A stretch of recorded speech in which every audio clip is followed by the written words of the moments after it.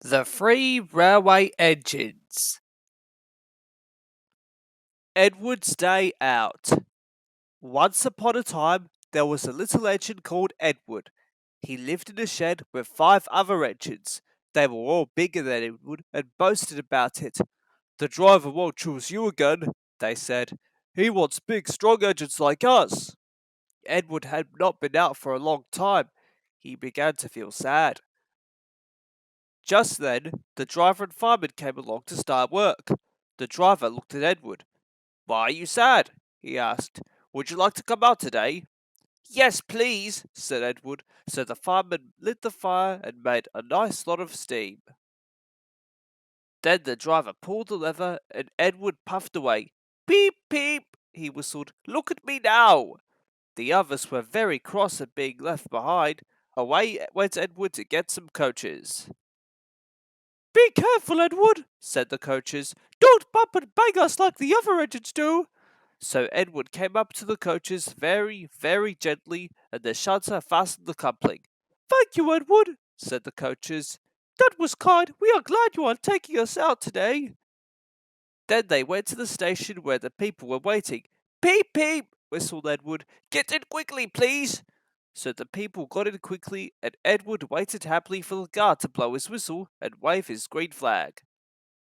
He waited and waited. There was no whistle, no green flag. "Peep, peep, peep, peep! Where is that guard?" Edward was getting anxious. The driver and fireman asked the station master, "Have you seen the guard?" "No," he said. They asked the porter, "Have you seen the guard?" "Yes, last night," said the porter. Edward began to get cross. "Are we ever going to start?" he said. Just then a little boy shouted, "Here he comes!" And there the guard was, running down the hill with his flags in one hand and a sandwich in the other. He ran onto the platform, blew his whistle, and jumped into his van. Edward puffed off. He didn't have a happy day. All the children ran to wave as he went past, and he met old friends at all the stations. He worked so hard that the driver promised to take him out again the next day. "I'm going out again tomorrow," he told the other engines that night in the shed. "What do you think of that?" But he didn't hear what they thought, for he was so tired and happy that he fell asleep at once. Edward and Gordon. One of the engines in Edward's shed was called Gordon. He was very big and very proud. "You watch me this afternoon, little Edward," he boasted, "as I rush through with the express. That will be a splendid sight for you." Just then his driver pulled the lever. "Goodbye, little Edward," said Gordon as he puffed away. "Look out for me this afternoon." Edward went off, too, to do some shunting. Edward liked shunting. It was fun playing with the trucks. He would come up quietly and give them a pull. "Oh, oh, oh, oh, oh!" screamed the trucks. "Whatever is happening?" Then he would stop and the silly trucks would go bump into each other. "Oh, oh, oh, oh!" they cried again. Edward pushed them until they were running nicely, and when they weren't expecting it he would stop. One of them would be sure to run on to another line. Edward played till there were no more trucks. Then he stopped to have a rest. Presently he heard a whistle. Gordon came puffing along very slowly and very crossly. Instead of nice shining coaches, he was pulling a lot of very dirty coal trucks. "A goods train, a goods train, a goods train," he grumbled. "The shame of it, the shame of it, oh, the shame of it." He went slowly through with the trucks clattering and banging behind them. Edward laughed and went to find some more trucks. Soon afterwards, a porter came and spoke to his driver. "Gordon can't get up the hill. Will you take Edward to push him, please?" They found Gordon halfway up the hill and very cross. His driver and fireman were talking to him severely. "You are not trying," they told him. "I can't do it," said Gordon. "The noisy trucks hold engine back so. If they were coaches now, clean, sensible things that come quietly, that would be different." Edward's driver came up. "We've come to push," he said. "No use at all," said Gordon. "You wait and see," said Edward's driver. They brought the train back to the bottom of the hill. Edward came up behind the brake van, ready to push. Peep, peep, I'm ready. Poop, poop, no good, grumbled Gordon. The guard blew his whistle, and they pulled and pushed as hard as they could. I can't do it! I can't do it! I can't do it! Puffed Gordon. I will do it! I will do it! I will do it! Puffed Edward.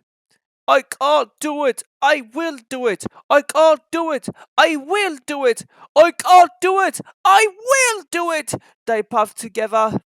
Edward pushed and puffed and puffed and pushed as hard as ever he could, and almost before he realized it, Gordon found himself at the top of the hill. I've done it! I've done it! I've done it! He said proudly, and forgot all about Edward pushing behind. He didn't wait to say thank you, but ran out so fast that he passed 2 stations before his driver could make him stop. Edward had pushed so hard that when he got to the top, he was out of breath. Gordon ran so fast that Edward was left behind. The guard waved and waved, but Edward couldn't catch up. He ran to the next station, and there the driver and fireman said they were very pleased with him. The fireman gave him a nice long drink of water, and the driver said, I'll get out my paint tomorrow and give you a beautiful new coat of blue with red stripes. Then you'll be the smartest engine in the shed. The Sad Story of Henry. Once, an engine attached to a train was afraid of a few drops of rain. It went into a tunnel and squeaked through its funnel and never came out again. The engine's name was Henry. His driver and fireman argued with him, but he would not move. The rain will spoil my lovely green paint and red stripes, he said. The guard blew his whistle till he had no more breath, and waved his flags until his arm ached. But Henry still stayed in the tunnel and blew steam at him. I am not going to spoil my lovely green paint and red stripes for you, he said rudely. The passengers came and argued too, but Henry would not move.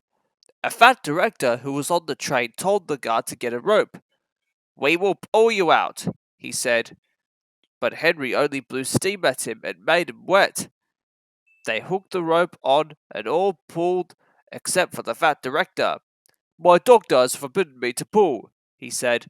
They pulled and pulled and pulled, but still Henry stayed in the tunnel. Then they tried pushing from the other end. The fat director said, 1, 2, 3, push. But he did not help.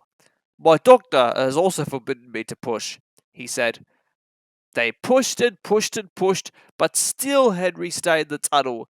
At last another train came. The guard waved his red flag and stopped it.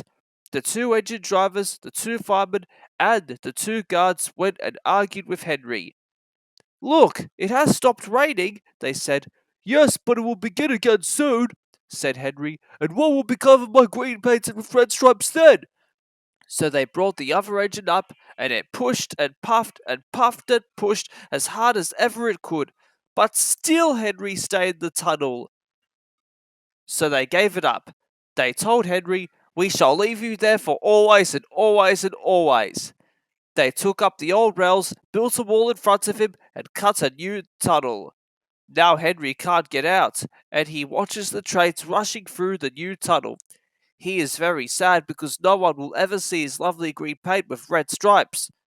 But I think he deserved it. Don't you? Edward, Gordon, and Henry. Edward and Gordon often went through the tunnel where Henry was shut up. Edward would say, peep, peep, hello! And Gordon would say, poop, poop, poop, serves you right. Poor Henry had no steam to answer.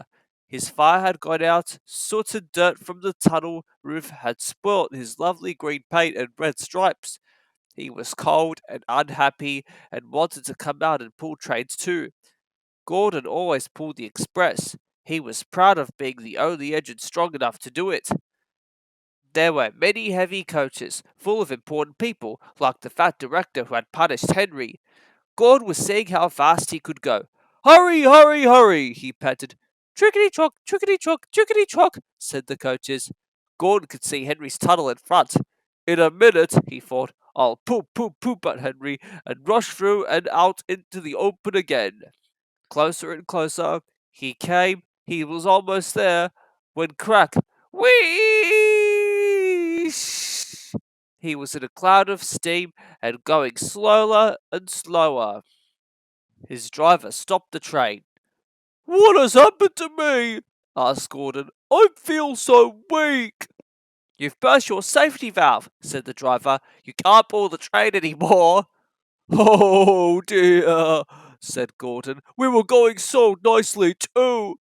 Look at Henry laughing at me." Gordon made a face at Henry and blew smoke at him. Everybody got out and came to see Gordon. "Humph," said the factory director. "I never liked these big engines, always going wrong. Send for another engine at once." While the guard went to find one, they uncoupled Gordon and ran him on a siding out of the way.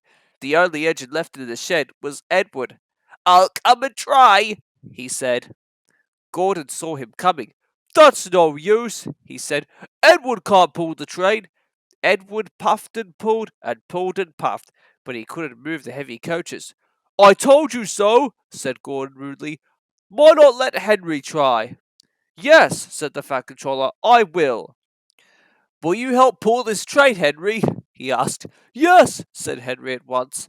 So Gordon's driver and fireman lit his fire, some plate layers broke down the wall and put back the rails, and when he had steam up, Henry puffed out. He was dirty, his boiler was black and was covered with cobwebs. "Oh, I'm so stiff! Oh, I'm so stiff!" he groaned. "You'd better have a run to ease your joints and find a turntable," said the Fat Controller kindly. Henry came back feeling better, and they put him in front. "Peep, peep," said Edward. "I'm ready." "Peep, peep, peep," said Henry. "So am I." "Pull hard, pull hard, pull hard," puffed Edward. "We'll do it, we'll do it, we'll do it," puffed Henry. "Pull hard, we'll do it, pull hard, we'll do it, pull hard, we'll do it, pull hard, we'll do it," they puffed together. The heavy coaches jerked and began to move, slowly at first, then faster and faster. "We've done it together! We've done it together! We've done it together!" said Edward and Henry. "You've done it, hooray! You've done it, hooray! You've done it, hooray!" sang the coaches. All the passengers were excited. The fat director leaned out of the window to wave to Edward and Henry, but the train was going so fast that his hat blew off into a field where a goat ate it for his tea. They never stopped till they came to the big station at the end of the line. The passengers got out and said, "Thank you," and the fat director promised Henry a new coat of paint. "Would you like blue and red?" "Yes, please," said Henry. "Then I'll be like Edward." Edward and Henry went home quietly, and on their way they helped Gordon back to the shed. All three engines are now great friends. Wasn't Henry pleased when he had his new coat? He was very proud of it, as all good engines are, but he doesn't mind the rain now, because he knows that the best way to keep his paint nice is not to run into tunnels, but to ask his driver to rub him down when the day's work is over.